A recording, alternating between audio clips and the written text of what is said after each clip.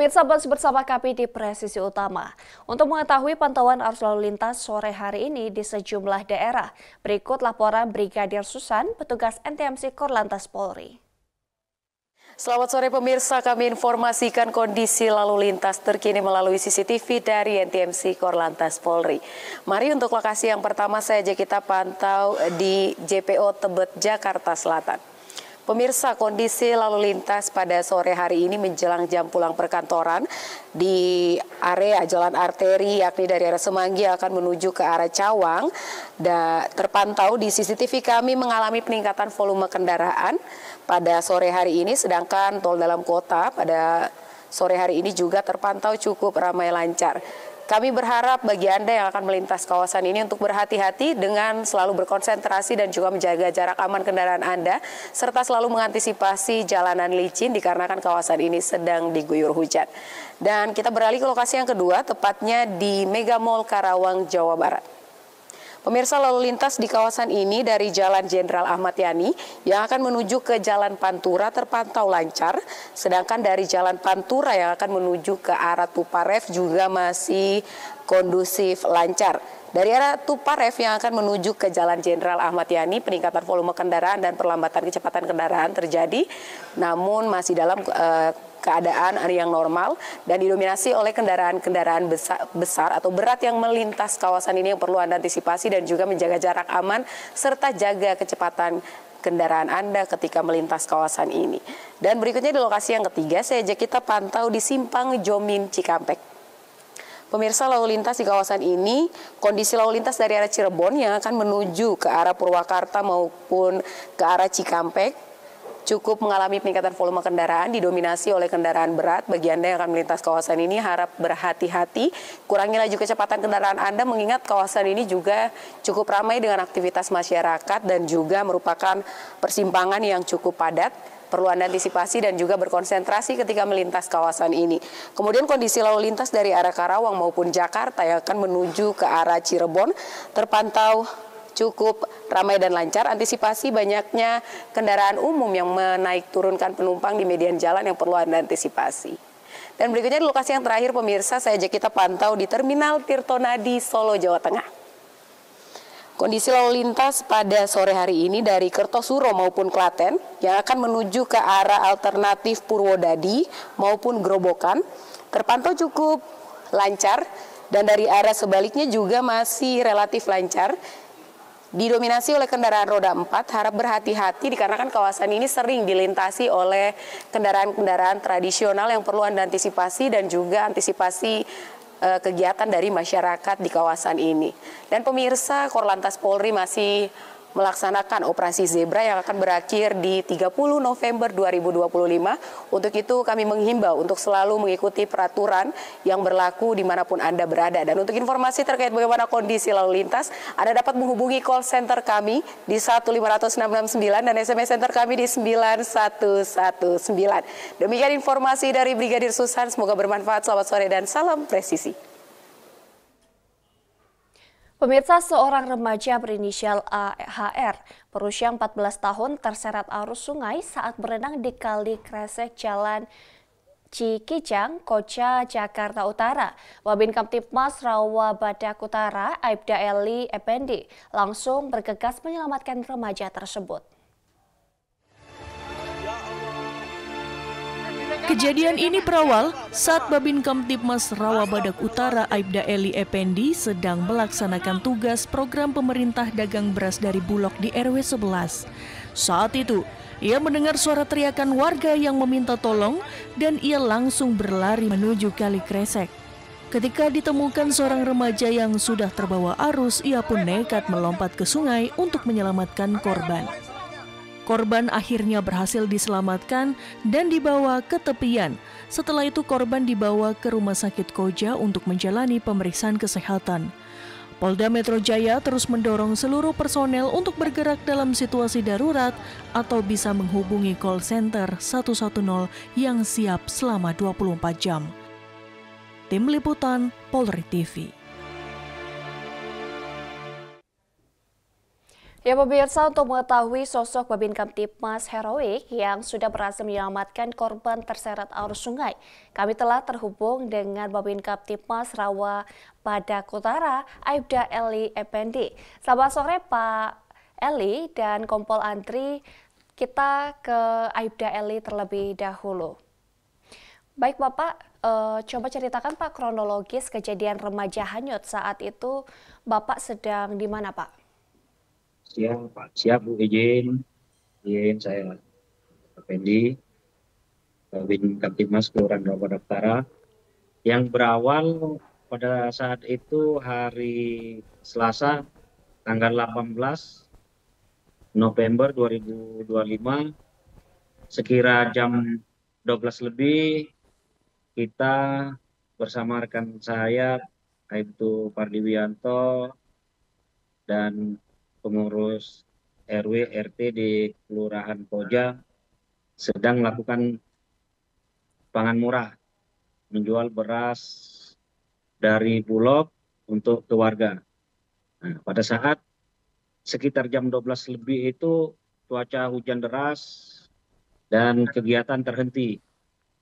Setelah kegiatan terhenti, disitulah kita mendengar suara teriakan. Suara teriakan yang berawal ada warga minta tolong. Pada saat terdengar suara teriakan itu, kita langsung menuju ke sumber suara yang awalnya perkiraan saya dan rekan-rekan itu terjadinya jamret atau terjadinya tawuran. Tapi setelah tiba di jalan karena ngelewatin lorong kecil arah pos RW ke jalanan tersebut dekat kali, melihat kiri kanan nggak ada orang. Setelah melihat nggak ada orang, saya bersama yang lainnya masih mencari. Tiba-tiba terdengar lagi suara suara anak remaja, suara laki-laki minta tolong sambil teriak, tolong, tolong, tolong. Nah, kita melihat suara tersebut dan mendengarnya ternyata di tengah-tengah kali itu ada anak 2 orang yang tangannya sambil mengawai-ngawai untuk minta tolong, sambil nyebut minta tolong. Setelah mendekatin suara itu karena ada pembatas pagar, salah satu anak tersebut tenggelam. Nah, teriak lagi dia minta tolong. Nah, disitulah spontanitas saya langsung loncat pagar. Setelah loncat pagar, tidak memikirkan lagi apa nanti terjadinya, karena melihat temannya salah satu itu tenggelam dan salah satu yang masih sebut minta tolong, saya langsung mengeluarkan handphone dari saku dan melepas sepatu langsung loncat dengan tanpa bantuan alat-alat pelampung atau yang lain, alat renang tidak ada. Setelah saya renang mencapai ke tengah dan setelah nyampai di situ sempat tenggelam. Karena itu tenggelam, saya nyelam. Setelah saya sebut kurang lebih dalamnya ada sekitar 1 meter dapat, tangannya itu dapat, saya langsung naikin ke atas. Dua-duanya saya pegang kiri kanan, yang tenggelam saya pegang dengan tangan kanan, dapat tangan kirinya, saya naikin ke atas. Saya juga sempat tenggelam. Sudah nimbul dua-duanya, baru saya tarik ke pinggir dengan cara berenang dari arah belakang. Saya berusaha supaya keduanya itu tidak memeluk saya, supaya tidak memegang leher di situ. Setelah saya berusaha sama-sama untuk timbul, kedua kalinya saya sempat tenggelam dan sempat juga saya tertelan di air. Tertelan air, saya sempat berusaha, saya tenggelam, saya sekuat tenaga berusaha gimana caranya saya juga ikut nimbul. Karena keadaan air sungai itu pada saat itu masih ada hujannya juga deras, jadi aliran kali tersebut deras. Baik Bapak. Lalu apa yang membuat Bapak nekat melompat ke sungai? Padahal itu sangat berbahaya bagi keselamatan Bapak sendiri, Pak. Nah, saya nekat di situ karena ngelihat anak tersebut tenggelam itu jadi spontanitas karena niat saya sebagai anggota Polri, disitulah untuk membantu warga. Kebetulan saya juga sebagai Babin Kamtibmas memang sudah ditugaskan sebagai untuk langsung membantu warga gimana caranya supaya kita menyelamatkan, apalagi dilihat satu sisi ada yang tenggelam, ini berkaitan dengan nyawa, disitulah sisi kita kemanusiaan untuk saling menolong. Bahkan saya juga tidak berpikir untuk keselamatan diri sendiri, tapi karena saya berkeyakinan bahwa pada saat kita membantu orang melakukan pertolongan, mudah-mudahan kita juga bisa ditolong oleh Yang Maha Kuasa. Disitulah saya bertekad kuat.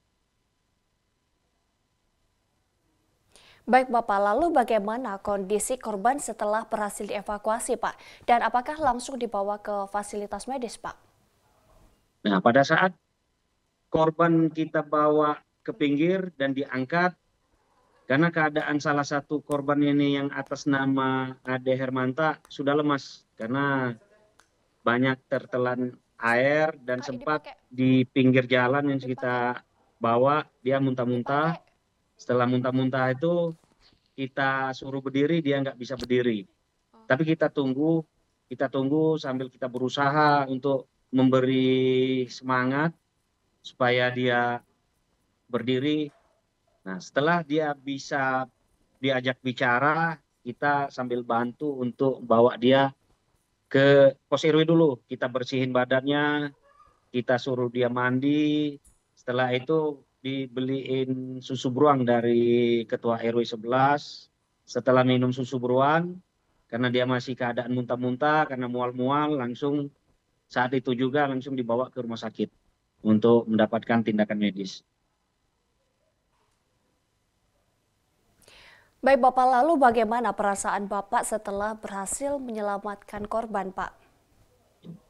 Ya, karena setelah berhasil mendapatkan korban, kedua-duanya dibawa ke pinggir jalan, saya juga merasa dalam artian bisa menyelamatkan, karena saya juga bisa selamat juga di situ, karena kedalaman air di situ lumayan dalam. Biasanya kan kayak Kedalaman air di kali tersebut dalam, kayak saya merasa senang lah karena bisa menyelamatkan dan membantu dan menolong nyawa orang tersebut.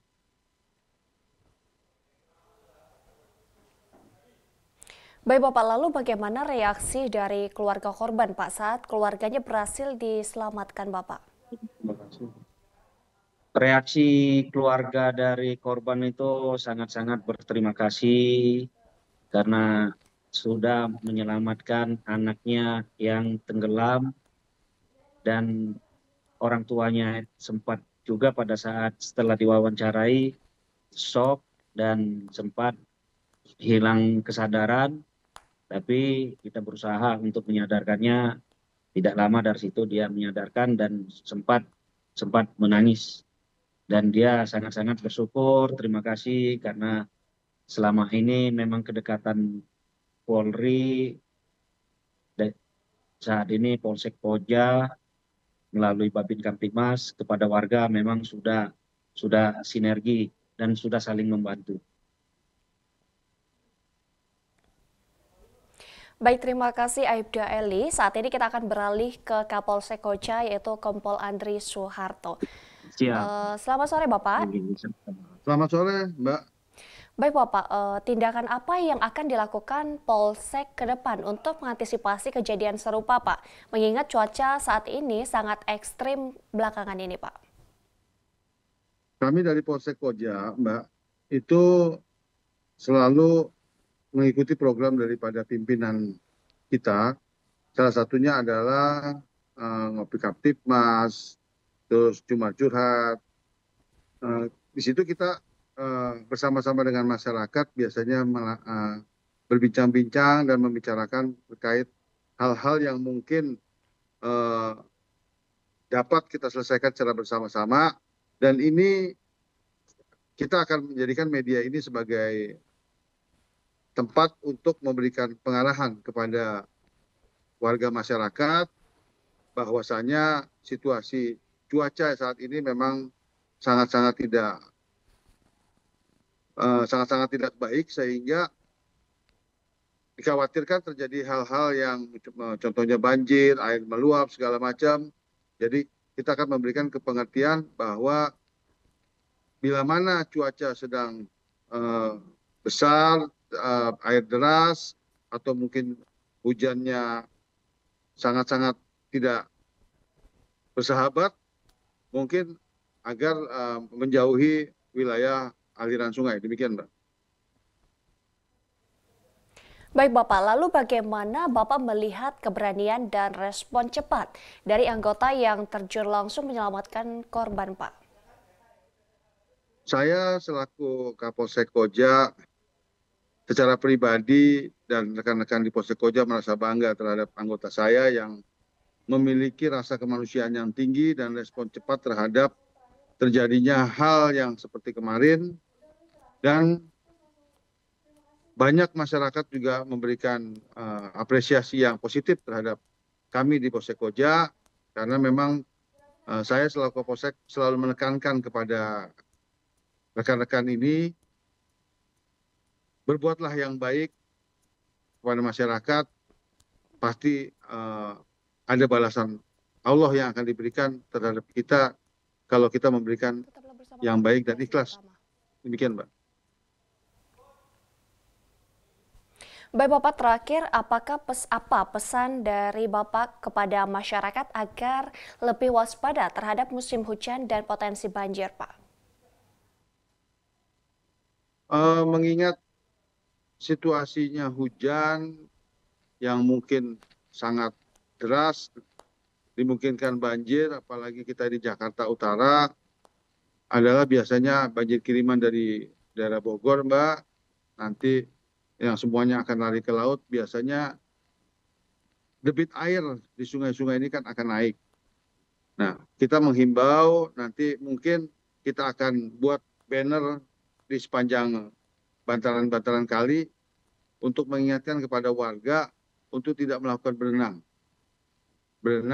atau mendekati sungai-sungai yang mengarah sepanjang jalur wilayah kami, apalagi memang sungai kami itu kan sudah mendekati ke laut, Mbak. Jadi kemungkinan derasnya air kencang sekali. Untuk menghindari hal-hal yang tidak diinginkan, kami akan memberikan pengertian kepada masyarakat secara langsung, dan kami akan memberikan peringatan-peringatan di sepanjang bantaran sungai dengan banner-banner peringatan agar tidak melakukan berenang atau kegiatan-kegiatan lain saat air sedang tinggi atau debit air sedang naik, Mbak. Demikian, Mbak. Baik, terima kasih Aibda Eli Effendi dan Kompol Andri Soeharto telah bergabung bersama kami di Polri TV, dan salam presisi. Salam presisi, salam presisi. Ya pemirsa, jangan kemana-mana, Presisi Utama akan segera kembali.